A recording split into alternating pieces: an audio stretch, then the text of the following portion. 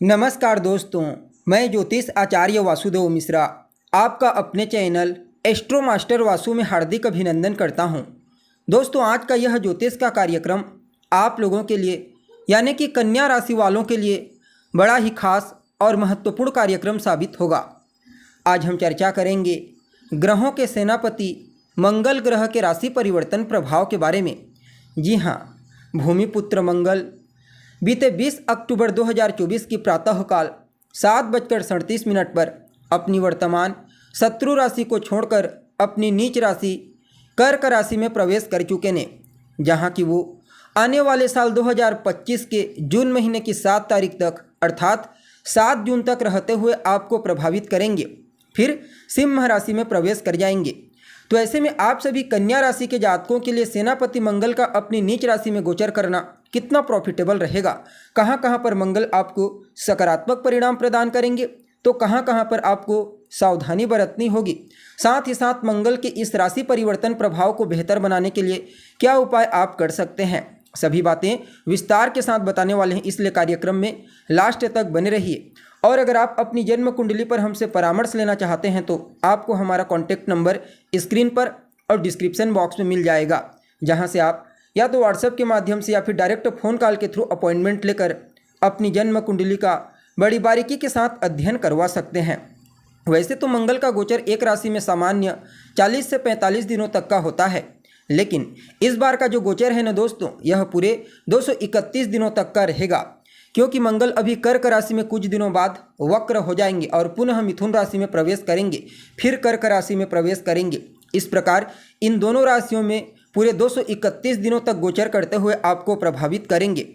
अब आप सभी कन्या राशि के जातकों के लिए सेनापति मंगल वैसे तो कोई कारक ग्रह नहीं होते, लेकिन आपके लाभ भाव से इनका गोचर हो रहा है, इसलिए यह गोचर आपके लिए कुछ मामलों में बड़ा ही जबरदस्त रहेगा, अद्भुत परिणाम प्रदायक साबित होगा। हालांकि कुछ मामलों में सावधानी भी बरतनी होगी। अब यहाँ पर मंगल आपके तीसरे घर और आपके 8वें घर के स्वामी बनकर लाभ भाव से गोचर कर रहे हैं। परिणाम स्वरूप लाभ की स्थिति को मजबूती प्रदान करेंगे। आकस्मिक रूप से आपको लाभ की प्राप्ति होगी, चाहे फिर आप व्यापार करते हैं या फिर किसी भी प्रकार से कोई नौकरी करते हैं। सेनापति मंगल की कृपा से आकस्मिक लाभ मिलने की प्रबल संभावना बनी हुई है। आपकी कोई इच्छा है, अधूरी इच्छा, ऐसी अभिलाषा जिसके लिए आप लंबे समय से प्रयत्नशील हैं, लेकिन अभी तक वह इच्छा आपकी पूरी नहीं हो पाई है, तो उसके लिए भी मंगल के 11वें गोचर को बड़ा ही उत्तम कहा जा सकता है। वैसे तो बड़े भाई बहनों के साथ थोड़ी बहुत तालमेल में कमी आएगी, लेकिन उनके करियर के दृष्टिकोण से, उनकी प्रसिद्धि के दृष्टिकोण से यह गोचर किसी वरदान से कम साबित नहीं होगा। सिर्फ इतना ही नहीं, 11वें स्थान में गोचर करते हुए मंगल कहीं ना कहीं आपको रोग, रिपु और ऋण, इन तीनों चीज़ों से भी बचाने का प्रयास करेंगे। इसके पीछे एक और कारण है, इनकी जो दृष्टि है 8वीं दृष्टि, वह आपके 6ठ भाव पर जाएगी, और यह जो स्थान होता है 11वां, यह भी छठे से छठा होने के चलते रोग, रिपु और ऋण को बताता है। फलतः इस गोचर काल के दरमियान जहां सेनापति मंगल एक तरफ तमाम प्रकार के स्वास्थ्य संबंधित समस्याओं को दूर करने का प्रयास करेंगे, तो वहीं दूसरी तरफ आपके शत्रुओं को, आपके प्रतिद्वंदियों को नतमस्तक होने के लिए मजबूर कर देंगे। आपके ऊपर कर्जा है, लोन, जिसके चलते आप तनावग्रस्त हैं, तो धन का आगमन मजबूती से होगा, जिससे आप अपने पुराने कर्जों को चुका पाने में कामयाब होंगे। यूँ समझ लीजिए मंगल का यह गोचर आपके जीवन काल में ऋण लेकर तरक्की करने के लिए अत्यंत श्रेष्ठ रहने वाला है। अब देखिए, मंगल के पास 3 विशेष दृष्टियां हैं।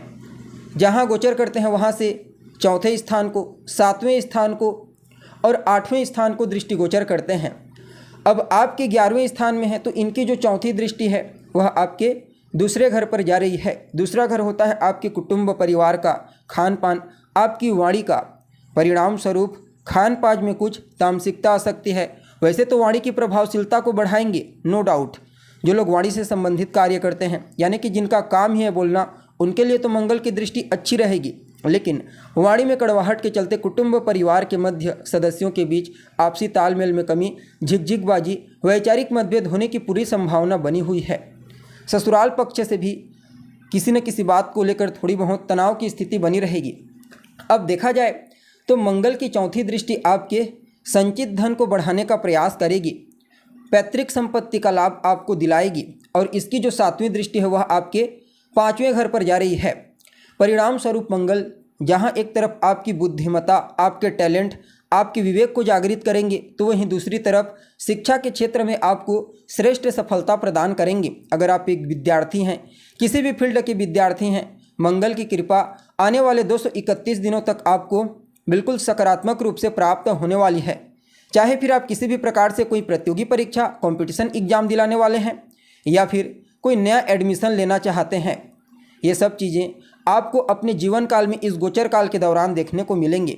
जी हाँ, साथ ही साथ देखा जाए तो सेनापति मंगल की जो 8वीं दृष्टि है वह आपके 6ठ भाव पर होते हुए आपको रोग रिपुरीड से तो बचाएगी ही बचाएगी, लेकिन इससे ज़्यादा यह समय इनकी जो 8वीं दृष्टि का प्रभाव है नौकरी करने वालों को देखने को मिलेगा। जो लोग गवर्नमेंट के सेक्टर से जुड़े हुए हैं, खास करके ठेकेदारी या फिर मैनेजमेंट के फील्ड से जुड़े हुए हैं, उनको अवश्य ही मंगल के 8वीं दृष्टि का अद्भुत परिणाम प्राप्त होगा। और जो जातक प्रयत्नशील है नौकरी प्राप्त करने के लिए, वैसे तो प्राइवेट सेक्टर के लिए भी अच्छा है, लेकिन गवर्नमेंट सेक्टर के लिए कुछ ज़्यादा ही बेहतर कहा जा सकता है मंगल की 8वीं दृष्टि को। और मंगल आपके लिए 3रे स्थान और 8वें स्थान के स्वामी बन रहे हैं, तो कुछ हद तक विपरीत राज्यों के समान आपको परिणाम प्रदान करेंगे। आपके एफर्ट, पराक्रम, पुरुषार्थ को बढ़ा करके आपके लिए सफलता के कुछ नए द्वार खोल करके रख देंगे। यूँ समझ लीजिए, सेनापति मंगल का आपके लाभ स्थान से गोचर करना आपके 11वें स्थान, 3रे स्थान, 5वें, 6वें और 8वें स्थान को एक्टिव करेगा और इन सभी में मिला जुला करके आपको 75% तक पॉजिटिव परिणाम प्रदान करने का प्रयास करेंगी। बाकी 25% कुछ चुनौतियों का सामना आपको करना पड़ेगा। जी हाँ, खास करके वह जो चुनौतियां होंगी, एक तो स्वास्थ्य को लेकर के थोड़ी बहुत हो सकती है। वैसे तो पहले स्वास्थ्य संबंधित समस्याओं से आपको बचाएंगे, लेकिन अभी वर्तमान में कोई स्वास्थ्य के ऊपर प्रतिकूल प्रभाव पड़ सकता है, तो इस बात का आपको ध्यान रखना है। बाकी गाड़ी चलाते समय सावधानी, चोट चपेट लगने की संभावना है। किसी भी कार्य को करते समय धैर्यता के साथ कीजिए। हड़बड़ी में किया गया कार्य आपके लिए बाद में चलकर परेशानी का कारण बनेगा, तो इस बात का आपको ध्यान रखना चाहिए। बाकी 75% समय आपके फेवर में रहेगा। फिर भी इस गोचर काल को और बेहतर बनाने के लिए आप सबसे पहले तो ओम बूम बुद्धाय नमः इस मंत्र का 108 बार रोजाना 3 माला या फिर 5 माला जाप कीजिए। साथ ही साथ बुधवार के दिन, गुरुवार के दिन और शुक्रवार के दिन गाय की सेवा करना आपके लिए विशेष प्रॉफिटेबल रहेगा। तो दोस्तों, अभी के लिए बस इतना ही। पुनः मुलाकात होगी एक नए और ताज़ा एपिसोड में। तब तक के लिए नमस्कार।